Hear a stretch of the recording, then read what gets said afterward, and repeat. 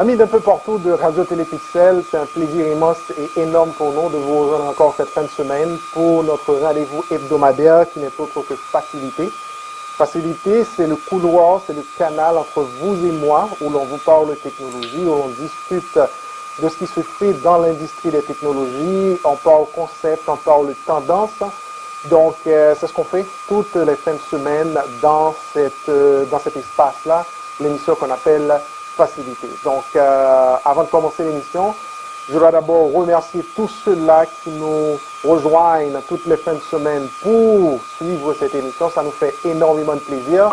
Et je vous l'ai déjà dit que si vous nous écoutez, que vous avez des sujets sur lesquels vous auriez aimé avoir beaucoup plus d'informations, beaucoup plus de détails, n'hésitez pas à partager ces informations avec nous.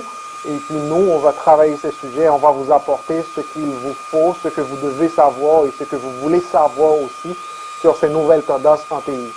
Le concept même de cette émission, c'est d'aller chercher des experts, des professionnels qui travaillent dans le domaine des TI pour venir nous expliquer ce qu'ils font dans ce domaine, c'est quoi leur activité, en quoi consiste leur day-to-day activité. Et en ce sens, aujourd'hui, nous avons plaisir d'inviter quelqu'un qui a plus d'une vingtaine d'années d'expérience dans le domaine des TI, qui va nous parler de son expérience. C'est quelqu'un qui n'est pas facile à rejoindre parce que ça nous a pris plusieurs mois avant de pouvoir céduler cette interview avec lui. Donc nous sommes très heureux de finalement mettre la main dessus. C'est quelqu'un qui est le CEO d'une firme de consulting en TI qu'on appelle Profit. Alors Profit, en fait il va nous parler un peu de ça. C'est quelqu'un qui a été directeur général du Conseil national des télécommunications Conatel en Haïti. Donc, c'est quelqu'un qui connaît ce secteur, qui connaît l'Internet, qui connaît les réglementations, donc il maîtrise son sujet. Donc, son nom c'est Jean-Marie Altema. Jean-Marie, c'est un plaisir immense et énorme de pouvoir finalement céduler cette entrevue, cette discussion avec vous. C'est un plaisir de vous avoir. Jean-Marie, comment ça va? Bonjour Clément, bonjour à tous les auditeurs, tous les internautes qui nous suivent en ce moment. C'est un plaisir d'être avec vous. Merci de l'invitation. Ça n'a pas été facile, mais l'importance de ce que tu fais, du travail si important que tu fais dans cette communauté à travers cette émission. Il fallait trouver un espace pour discuter avec toi et puis pourquoi pas partager quelques expériences et aussi échanger sur l'importance de la technologie, comment ce secteur de développement est social et l'Haïti a fait tous sur la disposition. Ok, excellent. Merci Jean-Marie. Je dois dire, Jean-Marie nous reçoit en direct d'Haïti, donc si vous voyez quelques petites coupures au niveau de la communication, vous allez pouvoir nous tolérer parce que la connexion avec Haïti, de nos jours, c'est pas tout à fait évident. Jean-Marie, dites-nous en quelques mots qui est Jean-Marie Altema. Bon, et je suis un spécialiste biologique surtout dans le renforcement des capacités. Et c'est une expérience que j'ai apprise et aussi la participation sur les études de l'écran qui est en transformation digitale et d'autres formations que j'ai apprises. Je dis plutôt numérique parce que ça englobe ça dans cette procédure. Et c'est aussi le droit à l'informatique et le droit aussi c'est la gestion de quelque chose. Ça, je vais parler je travaille dans le secteur bancaire et depuis 8 ans dans le secteur et faire encore conseiller pour le ministre et aussi responsable de la nature et aussi en tant que directeur général politique générale de l'espace communauté. Donc, en plus, c'est ça, et je trouve le cabinet de conseil en stratégie et de gouvernance numérique. Pourquoi? Parce que je crois que c'est important que les managers, c'est important que les dirigeants, d'abord l'importance du numérique Excellent, c'est une feuille de route assez intéressante.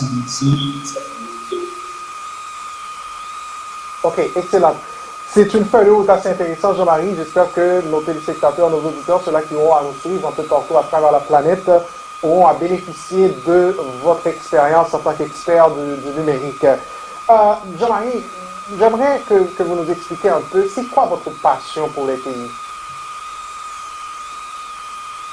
Écoutez, d'abord, la passion, c'est, je pourrais dire, ce que j'ai vécu, et comment le numérique a transformé la vie, comment le numérique facilite les transactions, comment le numérique assure l'efficacité de la gestion et comment le numérique, je pourrais dire, aide au développement social et économique.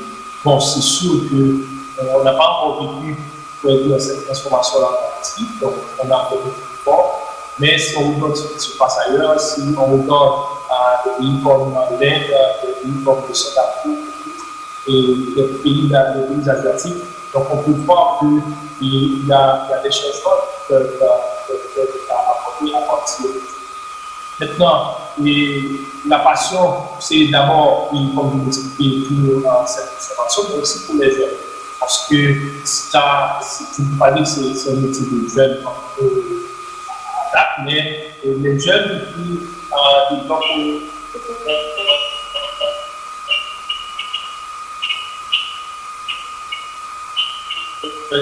la passion pour ça, passionné des technologies, passionné du numérique, c'est plutôt sur quel point vers un avenir pour ce pays.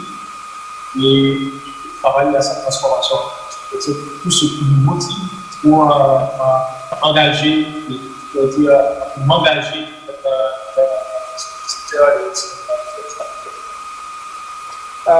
Jean-Marie, je sais que de votre expérience, vous avez travaillé dans le secteur public, vous avez été directeur général du CONATEL, qui est le Conseil national des télécommunications, qui gère tout ce qui est télécommunications. En fait, pas ça le sujet de l'entrevue de toute façon, mais j'ai fait cette approche juste pour pouvoir vous poser cette question. De votre point de vue, comment pensez-vous que les nouvelles technologies, quoi que ce soit pas vraiment nouvelle, là, comment est-ce que vous pensez que les TI peuvent t'aider à améliorer plutôt et le développement, peuvent t'aider au développement d'un pays comme Haïti? Écoutez, pour moi, je pense qu'il n'y a pas de choix, parce que sans le numérique, on ne peut pas parler de développement. D'ailleurs, il y a beaucoup de rapports de 60 ans mondial, de qui montrent que sans le numérique, on ne peut pas parler de développement, parce que le numérique, comme c'est un levier de développement, c'est un levier de croissance, c'est un levier de transformation sociale. C'est extrêmement important. Donc, Haïti n'a pas eu le choix d'engager la voie des technologies. Maintenant, pour Haïti particulièrement, comme vous savez, donc on a une population qui est très jeune, donc ça peut aider à la création d'emplois, mais ça peut aider aussi à offrir des services, que ce soit dans le domaine de la santé, que ce soit dans le domaine de l'éducation, de faiblesse dans ces secteurs-là. Donc, le numérique peut aider à modifier cette réalité. Et en plus, comme vous savez aussi, que le numérique, c'est lié pour la politique. Donc, en quelque sorte, on ne peut pas parler de développement de capital sans le numérique. Et on ne peut pas parler de développement de tout sans le développement de capital. Donc, en quelque sorte, et comme je l'ai dit, Haïti n'a pas d'autre choix. Et comme tous les autres pays de la région, s'attellent à cette transformation digitale pour arriver à un développement social. Nous autres en Haïti, on n'a pas le choix. Maintenant, comment y arriver? C'est d'abord engager les politiques publiques à promouvoir ce développement-là, créer un environnement légal propice à ce développement et aussi investir dans les infrastructures et dans la formation. De là, on va avoir de l'innovation et on peut vraiment apporter un changement dans ce paradigme. Parce que développer Haïti aujourd'hui, on étudie dans le passé que Haïti est un pays agricole, donc la culture c'est important. Mais maintenant, il faut voir le rôle des technologies dans tout ça. Comment la technologie transforme ce territoire, comment les technologies transforment cette communication. Donc, ça veut dire qu'aujourd'hui, pour arriver à l'économie, pour arriver à l'économie sociale, il faut faire face à des technologies qui facilitent les technologies, qui aussi encouragent la participation citoyenne.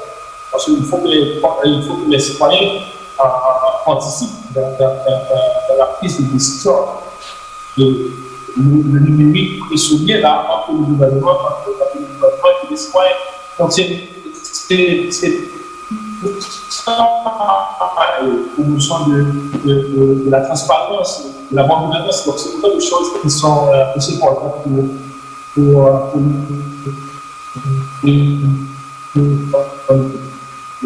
vraiment. OK.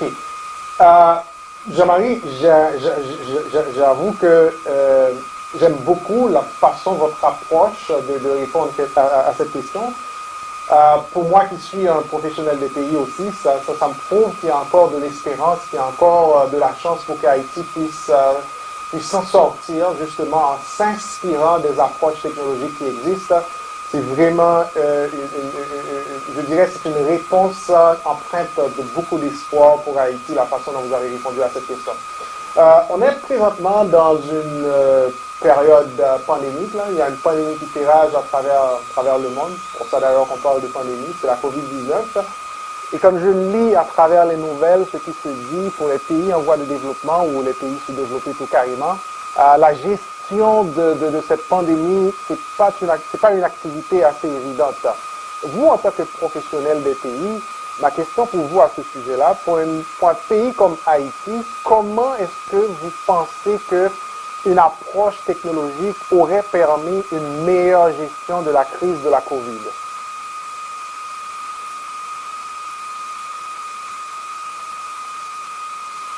Et j'ai fait une réflexion de la semaine et en fait, je n'étais pas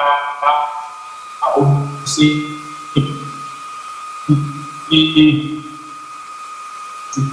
c'était plus particulièrement et comme nous souhaitons après le parlementaire. Et le parlementaire nous a montré que nos informations sont assez faibles et aussi ça a montré autant de faiblesse Maintenant, il y a une pandémie qui arrive, on est dans le présent. C'est dommage, lui expliquer à travers un papier que je ai fait, et j'ai expliqué que d'abord, pour parler de gestion de crise en quelque sorte, il faut une stratégie de communication de crise. Et on ne peut pas gérer une crise comme un événement particulier, en quelque sorte, ou un événement normal.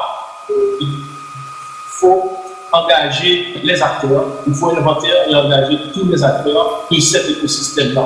Maintenant, ce que je peux dire par rapport à cette crise-là, c'est que d'abord, on n'était pas prêts, comme beaucoup de pays qui ne sont pas prêts, mais il y a je peux dire qu'il y a un apprentissage. Puisqu'il y a un plan, donc il y a une évaluation qui se fait, il y a d'abord, quand je dis évaluation des indicateurs pour comment on gère cette crise-là, comment on gère cette pandémie-là.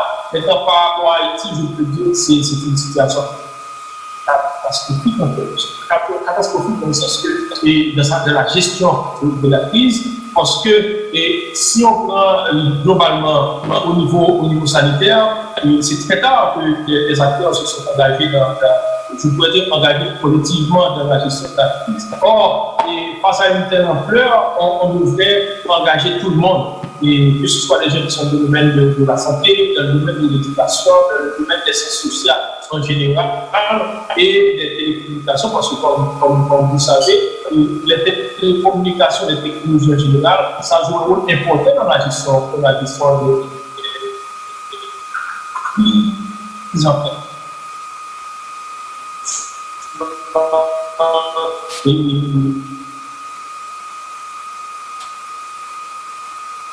Cette harmonie aux acteurs de cet écosystème. On a raté l'opportunité, je pourrais dire, d'engager les acteurs, d'engager tout le monde pour répondre je pourrais dire de manière efficace efficaces aux défis qui sont lancés à travers cette crise. Mais ce qui est évident aussi, c'est qu'on ne prépare pas l'après-crise, on est toujours dans la crise. Et c'est ce qui est plus, c'est ce qui est plus difficile, c'est que la crise, effectivement, ça va venir. Il y a d'autres crises qui vont venir. Il faut développer des capacités pour les gérer, mais aussi planifier la relance. Planifier la relance, que ce soit au niveau sanitaire, que ce soit au niveau de la sécurité environnementale, que ce soit au niveau de l'économie. Il faut planifier la relance. Et ça me permet de dire qu'on est pratiquement à une étape dans la gestion de crise, c'est l'étape du relèvement. On est dans la crise et on devrait se préparer pour la crise. On est dans le pendant, se préparer c'est avant. On est dans le pendant, ça veut dire la crise est là, les cas les cas existent en quelque sorte. Maintenant, pendant qu'on est là, il faudra aussi planifier l'après-crise, planifier le relèvement, planifier la relance.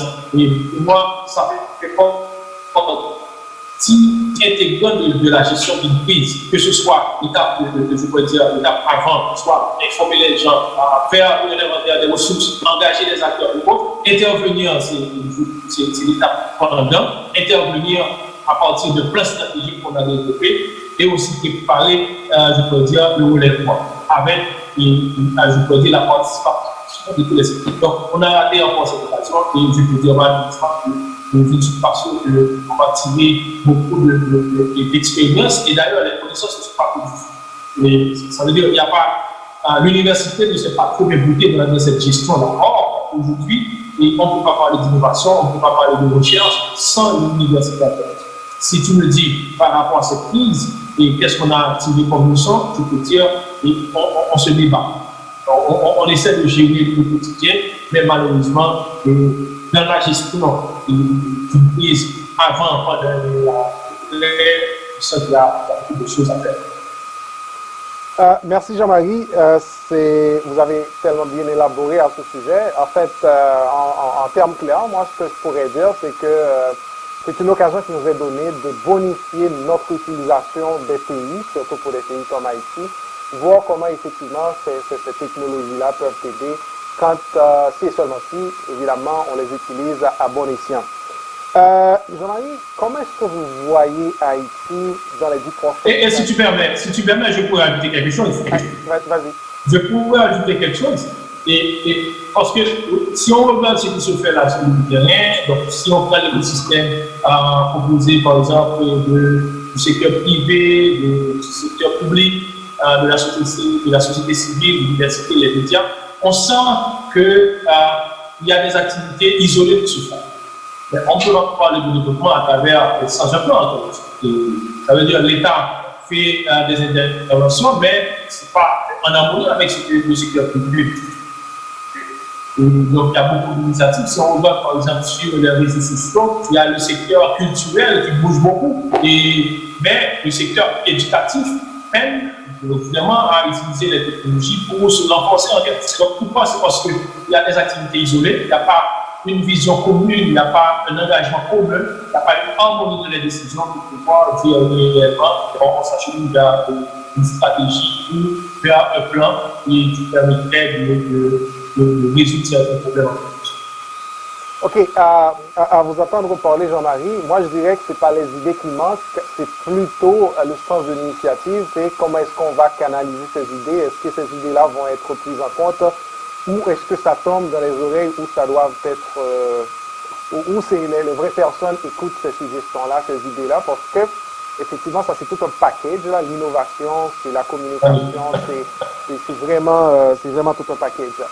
J'étais sur le point de vous poser cette question, Jean-Marie, c'est comment est-ce que vous voyez dans 10 ans Haïti par rapport aux technologies, mais c'est surtout comparé aux autres pays de la région, comme la République dominicaine, Cuba, qui sont entre autres nos voisins limitrophes.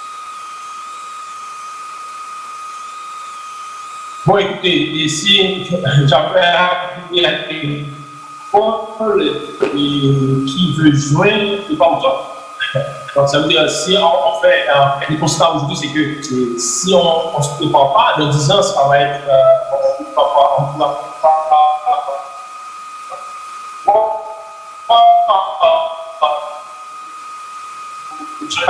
Je vais essayer de voir autrement. Et il dit qu'il devient préparer autrement. Maintenant, et comment voir qu'il y a un changement qui se dessine en quelque sorte, et quand on parle du secteur politique. J'ai expliqué tout à l'heure, je parlais de politique. La politique publique, c'est d'abord l'engagement de l'État avec les autres acteurs. L'État ne peut pas agir seul, parce que c'est un écosystème, il y a d'autres acteurs qui doivent être. Et si, ça c'est le constat, c'est comme par exemple, on dit et on veut préparer juin, mais on est dans octobre. Et octobre aujourd'hui, ça veut dire le présent, c'est qu'il y a des actions isolées qui se font. Il n'y a pas une harmonisation. L'État est là pour créer un environnement propice pour le développement des technologies. Et maintenant, le secteur privé doit pouvoir venir investir. Il faut que l'environnement soit approprié en quelque sorte. Et je pourrais dire l'université doit jouer un rôle important dans cette écosystème parce que la recherche, c'est l'université. L'innovation, c'est l'université en quelque sorte. Il faut l'accès aux connaissances. C'est à l'université qu'on peut avoir accès à ces connaissances. Bon, on peut dire université, ou centre de formation, ou tout autre, mais quand même, il faut former les gens. Et aujourd'hui, les médias jouent un rôle important dans cette promotion-là. Parce que là, les médias, c'est pour la vulgarisation, et c'est pour motiver les gens, c'est pour permettre aux décideurs, je pourrais dire, de communiquer avec les administrés, en quelque sorte. Donc, il faut une certaine harmonie, en quelque sorte. Si on n'a pas cette harmonie aujourd'hui, donc dans 10 ans, on ne pourra pas parler de développement, en quelque sorte. Ça veut dire quoi? 10 ans, c'est demain, et dans le cycle de vie, je pourrais dire, quand on parle du numérique, 10 ans, c'est demain, en quelque sorte. Donc, il y a beaucoup de choses qui vont changer dans 10 ans. Maintenant, qu'est-ce qu'on fait aujourd'hui? Les pays voisins, ce qu'ils font aujourd'hui, moi j'ai visité plein de pays à travers la région, ce qu'ils font aujourd'hui, ils font beaucoup d'investissements dans les infrastructures. Parce qu'on ne peut pas parler de développement sans les infrastructures. D'ailleurs, la Banque mondiale a produit un rapport où on montre qu'une augmentation de l'accès aux infrastructures permet une appréciation dans le pays. Donc, ça veut dire que sans les infrastructures, on ne peut pas parler de développement, on ne peut pas parler de nouveaux services, on ne peut pas parler d'innovation. Donc, aujourd'hui, on devrait déjà avoir cette stabilité-là et penser aux investissements dans les infrastructures. On doit avoir un cadre légal. C'est ce qu'ils font pour les autres pays. Par exemple, le pays le plus proche d'Haïti, c'est la République dominicaine. Quand je dis, dans 10 ans, la République dominicaine va s'asseoir, et elle va s'asseoir, et je pourrais dire, aux côtés de beaucoup d'autres pays de l'Amérique du Nord. Pourquoi? Parce qu'ils sont en train d'investir dans l'éducation, dans la formation des gens, ils sont en train d'investir dans les infrastructures, ils sont en train d'investir dans le cadre légal, dans le framework légal, permettant, je pourrais dire, le développement du secteur technologique. Et de là, produire, offrir, développer de nouveaux services et aussi encourager l'innovation. Donc, il y a tout un ensemble d'efforts à faire. Maintenant, est-ce qu'on en est là aujourd'hui en Haïti? Je peux dire que le secteur privé est en avance sur l'État. C'est dommage. Le secteur privé est en avance sur l'État parce qu'il y a beaucoup de jeunes qui étudient, je pourrais dire, qui se forment dans de nouveaux métiers. Mais l'université haïtienne ne forme pas ses compétences. Par exemple, le secteur privé, il y a des gens qui développent des solutions. Mais l'État, qui devrait utiliser cette technologie-là pour se rapprocher du citoyen, pour se rapprocher des entreprises, ne le fait pas. Donc, sans cette harmonisation, sans une décision, je pourrais dire, collective, un plan stratégique, un plan national permettant d'arriver à un certain niveau de développement, dans 10 ans, on ne va pas avoir de changement. Maintenant, il y a des pays qui l'ont fait et qui se sont lancés sans un plan stratégique, mais avec, je pourrais dire, des entreprises assez fortes, des entreprises avec une mission, une vision, et je pourrais dire, nouvelle, et de là, ils se sont engagés et arrivé à un moment, il y a une harmonisation des efforts. Donc aujourd'hui, on a Haïti, et le secteur privé ne sait pas ce que l'État fait. L'État ne sait pas ce que la société civile fait, et la société civile ne sait pas ce que l'université fait. Donc, on ne peut pas parler de développement. J'espère bien que peut-être dans les jours à venir, que des décisions soient prises en ce sens. Mais si on ne prépare pas les discussions des années, donc je ne pense pas qu'on va pouvoir vraiment tirer quelque chose. Donc, maintenant, qu'est-ce qu'on pourrait peut-être avoir? On aura peut-être des jeunes qui sont beaucoup plus formés dans certains secteurs, qui offrent leurs services, par exemple, à des entreprises du secteur privé ou au niveau international, pour qu'ils laissent le pays pour aller, par exemple, pour aller mettre à la disposition de pays, que ce soit en Haïti, effectivement, ou en ligne. Mais malheureusement, je dois le dire, si on ne se comprend pas, si on ne se parle pas, si les secteurs ne se parlent pas, il n'y a pas d'écosystème. Donc, on ne peut pas parler de développement sans le fonctionnement de l'écosystème. Excellent. Merci Jean-Marie.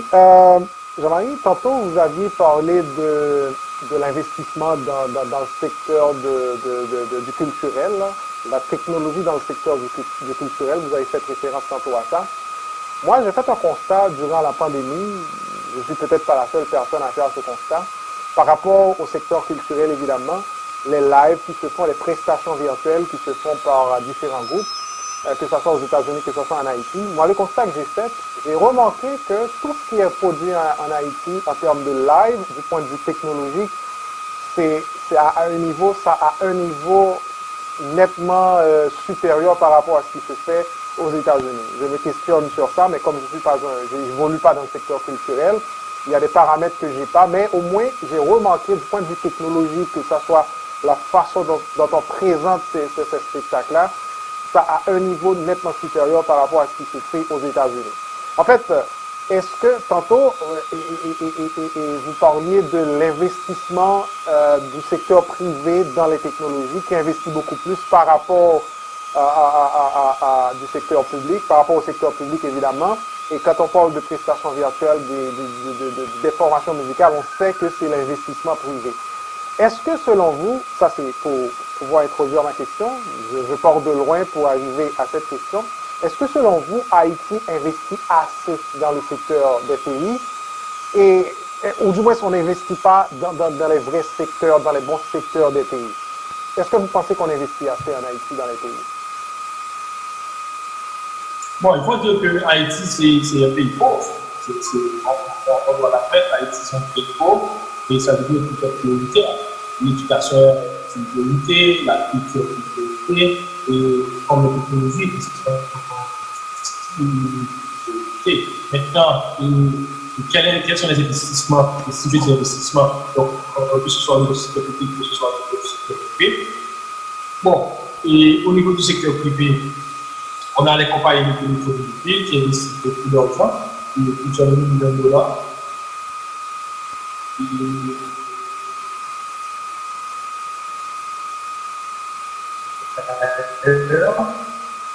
En quelque sorte, et où on dit par exemple, bon voilà, cette compagnie-là, c'est une compagnie de téléphone qui offre des services ou qui exporte ces services. Ça veut dire qu'effectivement, il n'y a pas assez d'investissement. Je pourrais dire, on est meilleur qu'avant, mais il n'y a pas assez d'investissement qui sont faits dans ce secteur-là. Pourquoi je le dis? Parce que d'ailleurs, si on prend par exemple la couverture, après les rapports à protection profit, on a une couverture de plus de 61%. De 61% de la population peut avoir accès à cette technologie-là à l'école. Mais on a pratiquement 24-25% de gens seulement qui ont accès à ce réseau-là. Donc ça veut dire qu'il y a un problème aussi, et on a des investissements, mais il y a un problème de pouvoir d'achat. Ça veut dire que si le citoyen n'est pas est de plus en plus pauvre, le citoyen est de plus en plus pauvre, et ça veut dire que la technologie, sans une politique publique, une capacité d'interaction. Donc, le citoyen va faire choix des technologies juste pour se divertir. Donc, investissement, oui, le secteur privé, bon, il y a des choses qui se font au niveau du secteur public, et comme vous l'expliquez, tout à l'heure, le secteur public fait certains efforts, mais je pourrais dire pas de concert avec les secteurs. Je prends un exemple ici. Et si on veut former, par exemple, des ingénieurs, si on veut former des analystes de données, si on veut former des programmeurs, des développeurs, donc il faut qu'ils soient forts. Ce n'est pas l'État qui va former ces gens-là. L'État peut intervenir dans la chaîne de la formation, mais le secteur privé doit intervenir. S'il n'y a pas de connexion entre le secteur privé et l'État, donc il va y avoir un manque. Maintenant, investir pour moi veut dire quoi? Investir dans les infrastructures, investir dans la formation, investir dans un environnement légal propice au développement économique. Donc, Haïti n'investit pas assez dans ce domaine-là. Haïti n'investit pas assez dans ce domaine parce que, d'abord,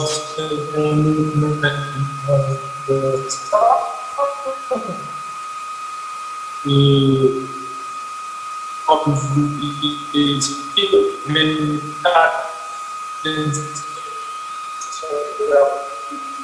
seulement qui alors que la capacité pour pouvoir accéder, il faut effectivement plus d'investissement, en même temps aussi, il faut beaucoup de formation. Donc, pour moi, c'est regarder, et tout ça, quand je parle d'investissement, c'est regarder tout ça globalement. Investissement dans les infrastructures, investissement dans la formation, investissement dans l'élaboration de politiques permettant à l'environnement, permettant à cet environnement-là de pouvoir, je pourrais dire, favoriser le développement en fait. Parfait. Merci, Jean-Marie. J'ai remarqué aussi que vous insistez beaucoup sur l'investissement dans la formation et tantôt dans votre intervention, vous avez parlé de la participation universitaire dans les recherches. D'ailleurs, tous les grands pays qui évoluent, qui ont du succès dans les technologies, les grandes recherches se font vraiment au niveau des universités. Ce qui nous manque effectivement en Haïti, qui fait que plusieurs situations, plusieurs scénarios ont toujours mal été abordés en amont pour pouvoir résoudre. En fait, à ce sujet-là, j'aimerais vous poser une question. En fait, si je peux dire ça de cette façon, quel conseil que vous donneriez aux jeunes qui nous écoutent, aux jeunes étudiants qui, dans un avenir lointain ou prochain, aimeraient s'investir dans des formations en TI? C'est quel conseil que vous avez pour ces jeunes-là? Bon, et je dirais aux jeunes de trois secteurs particuliers. Trois secteurs particuliers pour moi parce que je crois que c'est important que le domaine numérique soit abordé dans ces secteurs. D'abord, sans doute, c'est le secteur technique. Le secteur technique, c'est tout ce qui a à voir avec l'infrastructure, que ce soit les sciences et les technologies, le génie, le logiciel, la préparation, le réseau, vous savez, mais aussi le secteur juridique. Les jeunes qui sont des avocats, qui sont des juristes, je leur demande de s'approprier de ce secteur, de comprendre ce secteur-là, parce que normalement, chez nous, parfois, c'est pas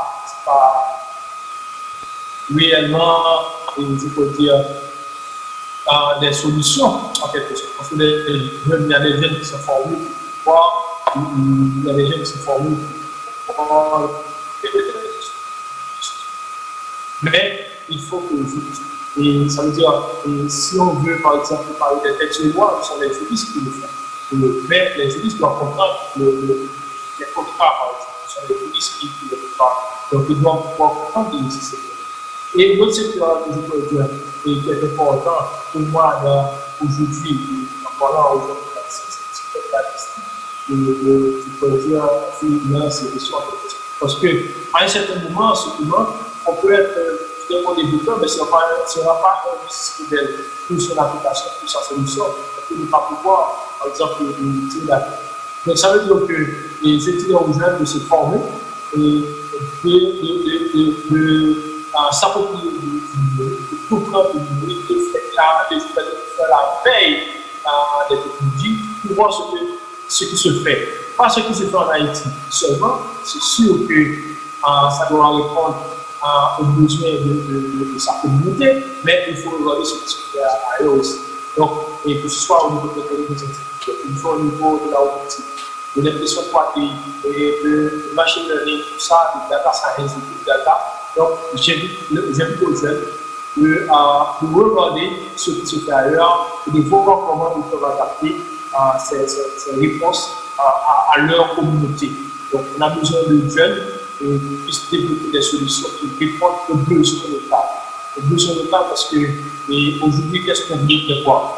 Il y a une intervention numérique dans toutes les chaînes, que ce soit la chaîne de la production, les chaînes de vente, que interviennent pour pouvoir aider à une meilleure gestion de l'entreprise, je pourrais dire, une interface entre le gouvernement et la population, mais ça ne doit pas se faire sans la participation qui peuvent se former, que ce soit en ligne ou autre. Je leur dirais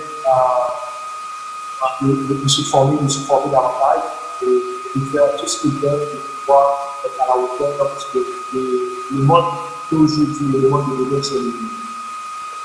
Merci Jean-Marie, merci de vous être mis disponible pour nous et de vous être prêté à cet exercice. Et il y a beaucoup d'informations qui se sont dites là, il y a beaucoup de bonnes idées qui ont été véhiculées à travers cette discussion. Et j'espère que cette discussion-là, en fait, ces idées-là pourront être, je dirais, les personnes responsables pourront avoir accès à ces idées-là pour voir comment est-ce qu'on peut améliorer la situation et comment est-ce qu'on peut changer notre approche. Parce que finalement, je peux en conclure que notre approche est très mauvaise par rapport à différentes gestions de crise que l'on fait, par rapport évidemment aux technologies qui existent pour pouvoir avoir de meilleurs résultats. Merci Jean-Marie, c'est un plaisir pour nous de vous parler aujourd'hui à travers Facilité. Merci, plaisir partagé. Mesdames et messieurs, vous avez suivi notre émission hebdomadaire Facilité, l'émission où l'on parle de technologie, où l'on discute avec des invités, des experts sur ce qui se fait, ce qui se passe dans le secteur. Avec Jean-Marie, nous avons discuté de technologie en Haïti, de l'investissement qui se fait, comment est-ce qu'on voit Haïti dans les 10 prochaines années par rapport aux autres pays qui sont aux alentours, comment est-ce qu'on avance. Et par rapport au contexte actuel aussi, on a abordé pour voir l'approche que nous avons utilisée au niveau du secteur gouvernemental pour aborder la crise. Est-ce que ça a été bien fait et comment est-ce que les technologies pourraient aider évidemment à avoir une meilleure gestion, aurait permis plutôt de mieux gérer cette crise. Mesdames et messieurs, c'est Facilité. Mon nom c'est Clément Calvaire. La façon pour nous joindre, c'est clément.calvaire@clémentcalvaire.com par email et par téléphone, c'est le 514-799-6087. La plateforme, c'est Radio Télépixel. Allez liker nos pages, comme ça vous allez être informés à chaque fois qu'on va rendre disponible une nouvelle livraison de Facilité. Je vous souhaite de passer une excellente fin de semaine. Le rendez-vous est pris à la 8e pour une prochaine livraison. Merci.